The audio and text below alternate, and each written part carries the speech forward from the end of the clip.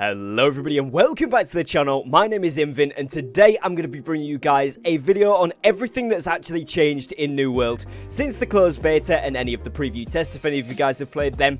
And I've gone over the patch notes yesterday, so that's going to be kind of like the intricacies of the values. Today I'm going to be going over the practical things that have changed in New World so that when you jump into it either in open beta or in the full release, you're not going to get taken by surprise by these things. So, first thing starting off here, as you will see when we go into the game menu section, there is an unstuck and there is a recall to in, but there is no section here for actually respawning, which means that the camp feature has actually changed. You can't respawn at the camps or at the settlements when you finish the quest and just do that. So you would actually have to die a natural way, either by fighting mobs and losing to them or whatever, if you do want to respawn. Now, another thing that's changed along the same area as this is actually the camp feature. So when you put down a camp, you can only respawn within 500 meters of that camp, which means that if you put it down in the middle of three places like this, right here in between Monarch's Bluff, Windswood and Everfall, you wouldn't be able to respawn at that camp if you're more than 500 meters away in any direction, meaning that this strategy for where you could just respawn all the time is now very different. Now, like I said there, what you can do is obviously fight mobs and purposefully lose. This again does reduce your durability when you die, as it would have done doing the respawn method, and it's essentially the same thing just without a button. But bear in mind, as I say there, the camp distance has changed and it will just take you to the nearest settlement now if there's no camp in reach, so it could take you a little bit longer, so plan that out before you go ahead and do it. Now, there is also some changes that have been made to the weapons, like I talked about in the patch notes. There's been some updates and changes to some of the weapon values and stats. Now, I have been testing out pretty much all of these weapons, to be honest, already. I've leveled a lot of them up through doing the elite zones, and I've got a decent amount of skills on these, so I can at least try out all of the active skills. I can tell you that all of the weapons now feel a lot more balanced. Each of them feels very, very viable. And I think that Amazon has done a good job of making sure that we are now able to use very different weapons and still be very effective in PvP and PvE, which is really, really nice. One thing I would say that I would like them to look at a little bit further is the ability that people have to just continuously run away during PvP if they're in light armor, getting those roll cancels away. Obviously, that's part of the skill of the game, but there isn't much you can do if someone's very, very nimble and quick, particularly if you're in that heavy or medium armor. So if you're going to play tank, generally you're going to be in at least medium armor, if not heavy. You're never really going to catch up. So obviously the point is to play in a party, have different roles and stuff, but that is one thing that could maybe be looked at a little bit further. Other than that, I think generally the changes have been really good. I enjoy the fact that we don't have the respawn method any longer. They've also reduced the amount of XP that it takes to level up from level 0 to 20, and massively changed the XP it takes from 20 to 30 by a good amount down, meaning it's a lot quicker to level up for those first 30 levels.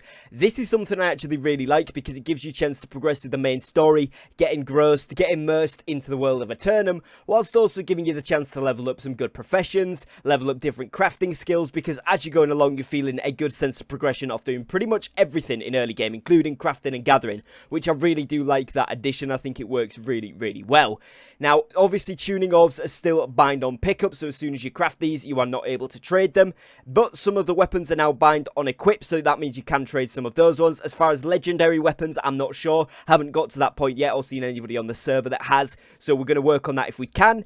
If not, I'm going to assume that they're still going to be BOP, because obviously some of those are really powerful weapons, but some of the lower tier ones you can craft those and sell them as normal, which is really good. Now, another thing that you will see that's changed here, if I press tab, you guys can see the category of armor that I'm in this top right section here, and that is the equip load, and you can see that the light, heavy and medium categories, looking at the bar here, have actually changed thresholds. So to be in the light category you need to be under 13 weight, to be in the medium category you need to be under 23 weight, and then anything over 23 weight is actually in the heavy category now, and that's down from under 30 for medium and then under 15 for light. Now that stops you putting on multiple pieces of the bracket above's armor, so again puts you into more focus in terms of actually wearing the armor relative to what the buff that you want. As you can see here, I'm wearing a light helmet, a medium chest plate, light gloves, light leg wear, and light footwear. Now, this is because they did do an update yesterday, given that the chest plates do the most protection out of any armor piece now, because it was a draw between chest plates and helmets. Now it's simply chest plates are the best, and I have figured out, obviously by equipping this right here, you can actually wear a chest plate from the tier above, whichever one you want to be in, and still have the other 4 pieces as the required tier, and that will keep you in that light category or medium category if that's what you're going for. And that's a really good thing, because that means this is giving me a lot of protection. You can see here on this item, I've got 141.8 armor rating for elemental and 190.5 armor rating for physical. So if I go ahead and look at the light helmet, which I've got here, which obviously is a helmet rather than chest plate, so it's going to be lower to start with, but it's the same tier. It's a higher quality. It's a rare quality rather than just uncommon, and it's a higher gear score, but this only does 30 for elemental and 51 for physical. Now again, maybe even double that, because a chest plate would maybe be double it, right? It's still only going to be 60 and 100, which is far less than 140 and 190. If you want to compare it pretty much directly to another light piece of the same level, this one here on the auction house, as you can see, a light chest plate here. This one is obviously more designed towards intelligence people, because it's plus 12 intelligence. So actually a pretty nice piece if you are a caster. But this one right here is 97.1 on both elemental and physical. And again, going back and comparing that to the one I've got equipped, we've got 141 and 190. So as you can see, putting that chest plate from the higher category really does help. Now you could probably mix and match this out, maybe putting on a helmet and gloves, or boots and gloves, something along those lines if you do want to. But simply for the resistance buff and bonus damages that were changed in the patch notes yesterday, I would recommend using your chest plate. And again, just make sure that they've got the required stats that you want. Luckily for me, going from light to medium, keeping in that light category is what I want to be. But obviously that medium category has some strength specs, so as you can see there, that's specced into strength, which is good, because currently I am using the warhammer and hatchet, been using a lot of the great axe as well, and that's been really fun. Now another thing to show you guys here is actually on the weapon masteries. As you can see, I've actually got a lot of these weapons leveled up. I'm trying to get as many as I can leveled up for you guys, so that I can show you all which ones are actually good, what each of the abilities do, and now after the changes, which ones seem to be the best. But all of the weapons so far, like I mentioned at the start of the video, seem to be very viable and doing well, so I'm just going to go ahead and test out the rest of these to make sure for you guys, and I'll bring you guys a video after the beta on that. But as it's looking right now, most of these are very good weapons still. So in terms of companies, as you guys can see here, Invin, that's my company. This is our crest we've got. I quite like this. It's kind of like a cool ninja looking thing with some swords in the background. I thought that was quite a cool one. The server we've joined on EU is Harmonia, so if any of you guys are on there, feel free to come and say hello. Basically, it's very Marauder and Syndicate dominated, which is great for us. We're getting a chance to look at PvP. But that being said, there is some company things that I want to cover here in today's video, and things that have changed. Not really much, to be honest. You can still pick any wars that we've got going on, so we currently don't have any active, but if we did, they'd be here. You can still set the siege window anytime between 4 PM CET for me, so that's Central Eastern Time, all the way up to 12 AM, so you really do get a good choice of times where you can make this war happen.